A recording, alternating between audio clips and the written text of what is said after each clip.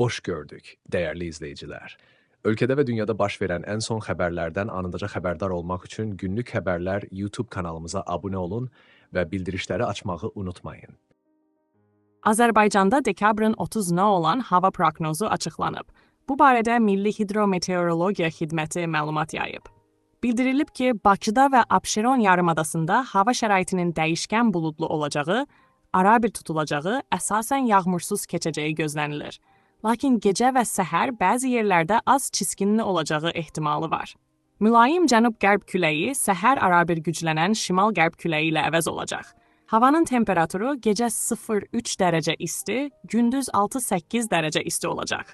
Atmosfer təzyiqi 751 mm civə sütununda 761 mm civə sütununa yüksələcək.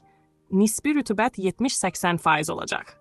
Azərbaycanın rayonlarında hava şəraitinin bəzi yerlərdə arabir yağıntılı olacağı, qar yağacağı gözlənilir. Ayrı-ayrı yerlərdə intensiv olacağı ehtimalı var. Səhər tədricən kəsiləcək. Gündüz əsasən yağmursuz keçəcək. Gecə və səhər duman. Qərb küləyi bəzi yerlərdə arabir güclənəcək.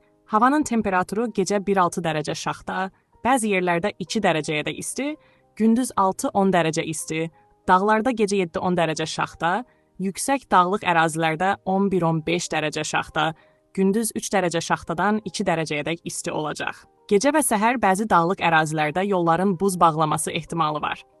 Günlük Xəbərlər YouTube kanalımıza abunə olmağı və videonu bəyənməyi unutmayın.